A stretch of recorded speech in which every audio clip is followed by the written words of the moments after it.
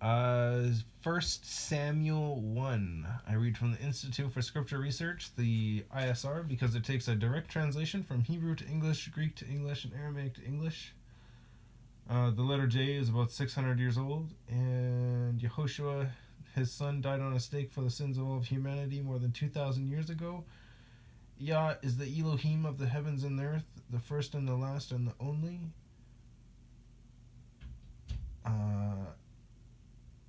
Yah is a very jealous El, very, very, very jealous El. He doesn't even want the names of idols or mighty ones to come to our lips.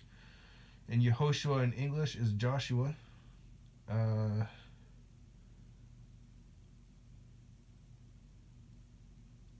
Shemuel Alf, First Samuel, or 1 Samuel, First Samuel. Excuse me.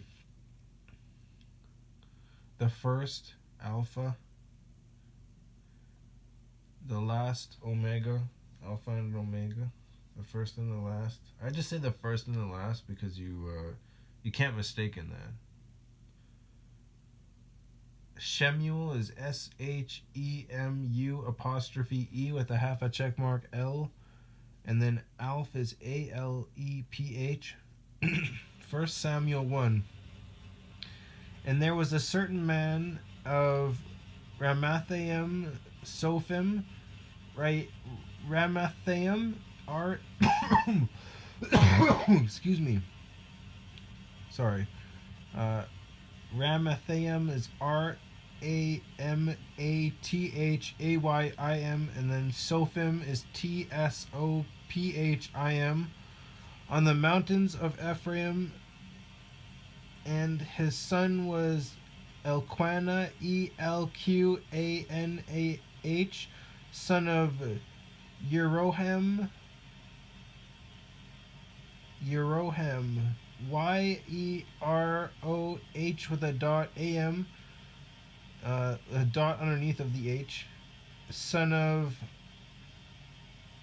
Elihu, ELIHU, son of Tohu, kind of like tofu, but just Tohu, TOHU, son of Suf, TSUPH, and Ephraimite, EPHRAYIMITE.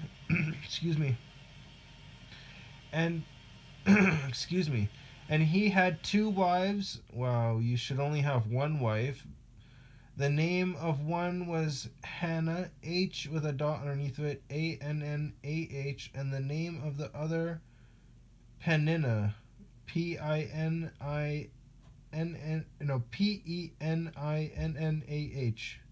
I wonder if they're sisters. Hannah and Peninnah, you know? Excuse me.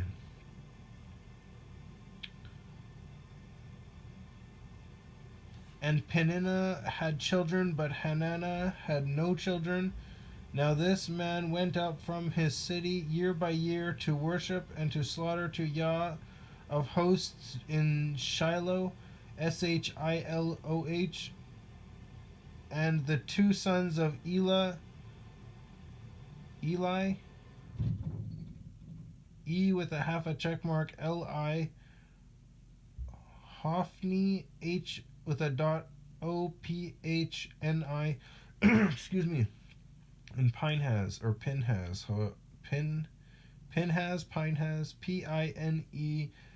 with a dot underneath of it, AS. The priests of Yah were there, and when the day came for Elkanah to make a slaughtering, he gave portions to Peninnah, his wife, and to all her sons and daughters.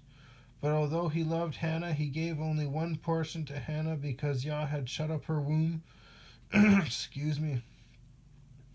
Moreover, her rival also provoked her greatly to make her irritable because Yah had shut up her womb. I don't know why these are reasons to bully someone at all.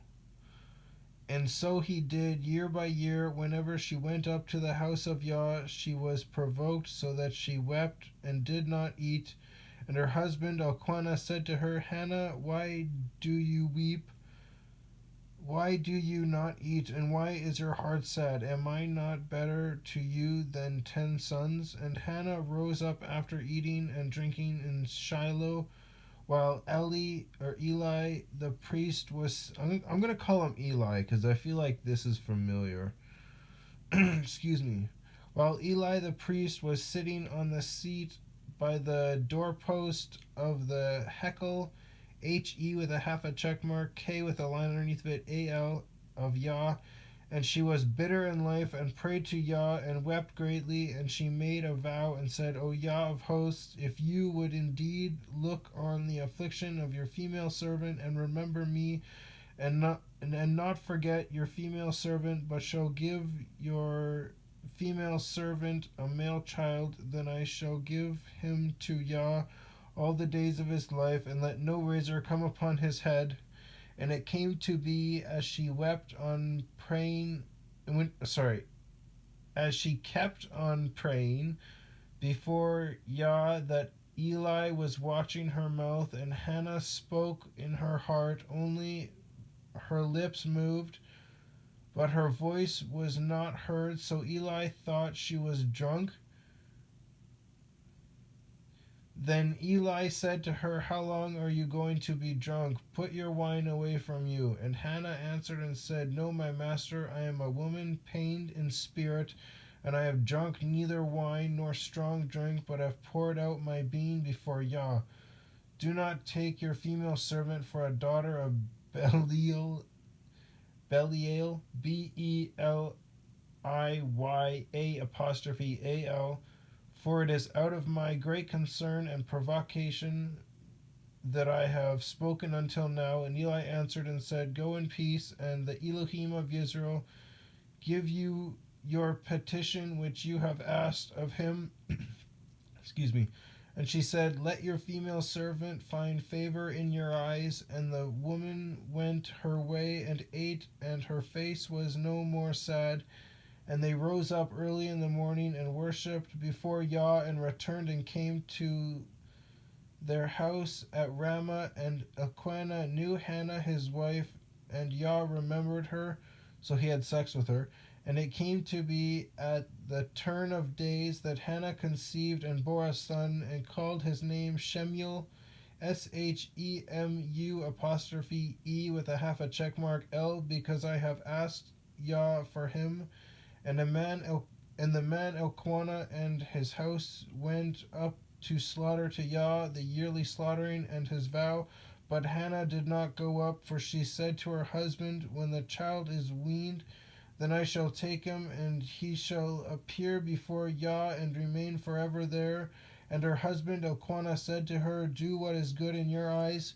Remain until you have weaned him. Only let Yah establish his word. And the woman remained and nursed her son until she had weaned him. And when she had weaned him, she took him up with her with 3 bulls and 1 ephah. Ephah is a measuring.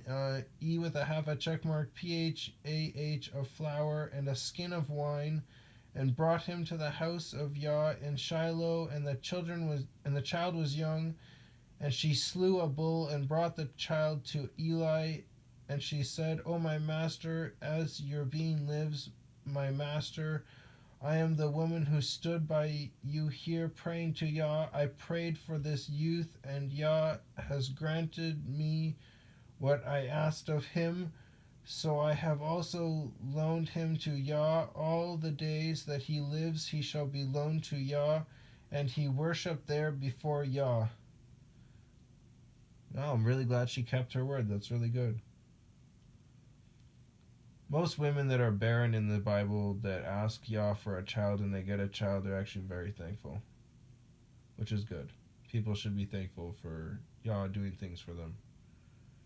Because again, he could just turn a blind eye and let evil people do their deeds, which is kind of what he's doing now because, well, Revelations has to happen and it's pretty gruesome.